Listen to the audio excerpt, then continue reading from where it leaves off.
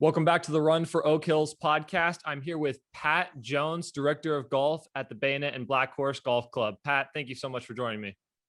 Thanks for having me this morning. This is a great opportunity. Yes, sir. And first off, as we prepare for our tournament next week, can you just tell us a little bit about the Bayonet and Black Course Golf Club history? So Bayonet was designed in 1954 by General McClure, the commanding general. And then Black Horse was designed in 1964 by General Carnes, who at the time was the commanding general. Subsequently, they were military courses up until 1986.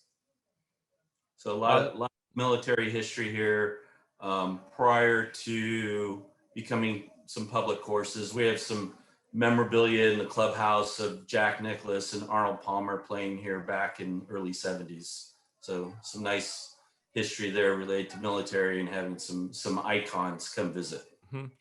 And I personally have two parents who are veterans, so I particularly have interest in these type of venues that have a military tribute to them. What does this kind of military environment, what does that mean to the Monterey Bay community out there in California?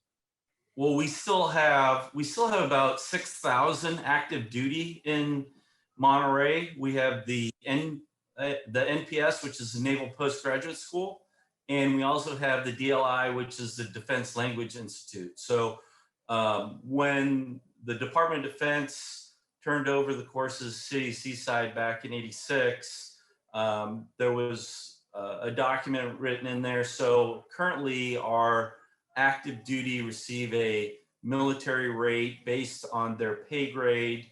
An example would be an E1 would receive a green fee rate today of like $14.13. So we're very much supporting the military in a capacity of providing them an opportunity to continue to play a wonderful venue. We also do some Patriot Day events. I know that Bayonet and Black Horse will be hosting the Women's West Coast Amateur Championship later this month, as well as several professional qualifiers later this year. What makes these courses, specifically Bayonet, which is the one we'll be playing, such great venues for high competitive golf? I think we think of both courses as championship venues. We've had it. I've been here 11 years. We've hosted about 8 USGA qualifiers here over the years for US Open, USAM, Mid-Am. For the PGA of America, we've hosted 2 professional national championships, which is the Club Pro Championship, a senior PGA event, senior Club Pro PGA event. So the venue is difficult. The courses are difficult, but fair. On a daily play for public play, I always say, as long as people are playing the appropriate tees, they'll still have a good time.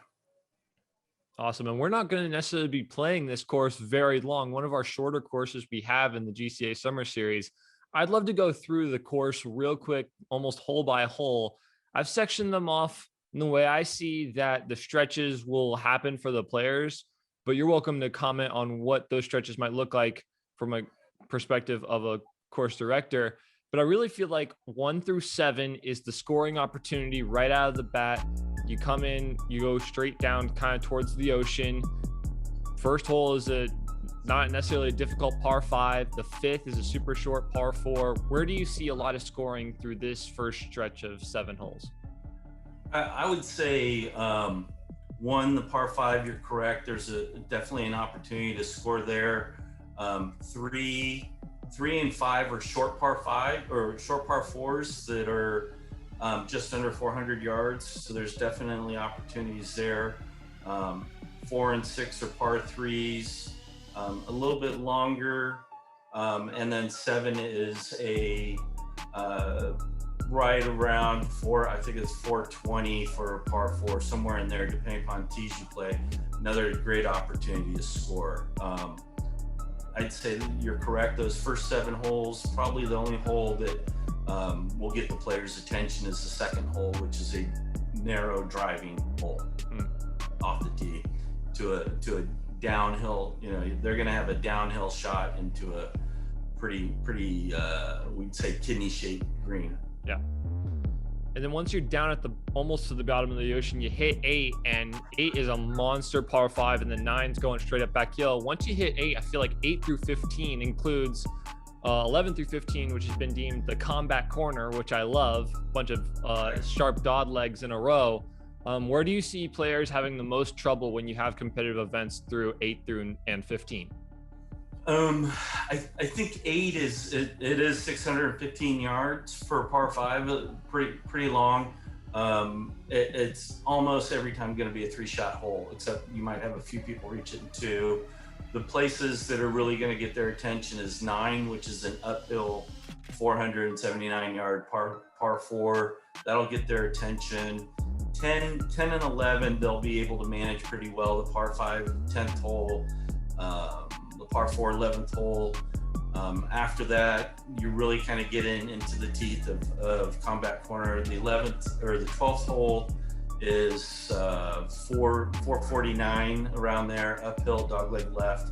That's really gonna get their attention. It's a difficult driving hole off the tee, and you have another kidney shape green that runs perpendicular to the fairway. You're gonna need to hit a high cut there to keep the ball on the green. Moving on to 13, another long I think it's 469 par 4. There's an opportunity if they can get it. There's a speed slot at about 180 yards. If they can get to that point from the back tee, then they'll have wedge in. If they don't get to that point, they could be playing 180 yard downhill second shot into that green. You go on to the par 3, 15. You got 15 and 16, the combat corner, 15.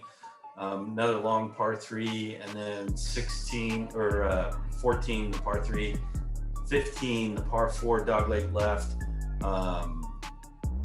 Could go either way there. It's all about the tee shot on the dogleg par 4 15th hole. If they can keep it in the fairway, not necessarily a driver club hole, probably 3-wood or hybrid, they'll have a wedge into the green. They'll be fine. But if they hit driver, they can get in a lot of trouble if they get off the fairway, we would say. Gotcha. And real quick, with the ocean right there, how does the breeze work? Does it come off the ocean? How strong do you guys usually get for wind? It's the first thing I thought of when I knew we were going to an oceanside course. Sure. I would say usually the wind doesn't really pick up till about 1 o'clock, I'd say. Okay. Normally would be 5 miles an hour, not more than 10. Okay. On an average day. It might be 1 club differential, but it's onshore. It's rare that we have an offshore blowing out to the ocean here.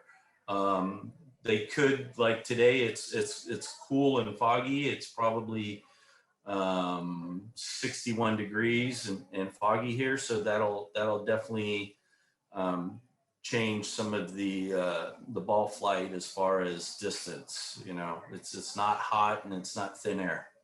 It's heavy. All right. Today. Yeah, gotcha. And then finally, 16 through 18, I feel like are some simple. You got the par 4, 16th. That's pretty short, pretty little bit open, more open than what they had just gone through in combat corner. 17, the par 3, and then a nice kind of short par 5, 18th to end everyone off. Do you see a lot of, I'd say, opportunity in these last 3 holes for some lead changes or maybe some low scores to go down? Yeah, I think we've had some tournaments here where leads have changed within those 3 holes. Even though 16's a short par 4, if the player comes up a little short on that green, there's a lot of slope on the front of that green. If they come up short, the ball could roll off the green. There's some movement in that green, we would say, so a little difficulty potentially putting. If you get above the hole, you could have a 3 putt. So you could have a change in your leaderboard there. 17, 220, 225 downhill, pretty intimidating shot. it's a par three. If you put the whole location at the back of the green, it could definitely change somebody's day real quick. You can, if the hole's cut in the front on the last day, you can make birdie. If the hole's cut in the back, last day, somebody could make 4 or 5. It's just about hitting the green. You know, if the hole, I always say, if the hole's cut in the back of that green, you want to hit the front of that green and putt to the hole. You do not want to fly your ball to the cup on the back of the green. It will not stay. And then you're correct. 18, short par 5, should be probably for these players at their level. Driver, 6-iron probably. Another opportunity to score. It's all about hole location. You put the hole in the front of the green, they can make 3 easily. You put the hole, if they're aggressive and you put the hole right of the green, they can make 6 or 7. They just need to know where the ball on based on the hole location. Sure. Nice. So Pat, thank you so much for talking with me today. One last question before I let you go. With the field we have today, we've got amateur college golfers ranging from D1 to D3. With the conditions the course is in right now, what do you kind of expect our low score to be in a 3-round match? I think you could probably see somewhere to, I would think 10 to 12 under would be fair. You know, you'll see those people that, you know, there's opportunity there. There's opportunity on the par 5s. There's opportunity, like you said, on the short par 4s. In some cases, like the second hole, the 12th hole, those are holes. If you make par, and 9, so 2, 9, and 12. If you make pars on those holes, you potentially gain a stroke on the field. So I think 10 to 12 under is realistic. Awesome. Well, we definitely look forward to coming out there next week. Pat, thank you so much for being with me today, and we'll see you soon. Thanks for your time.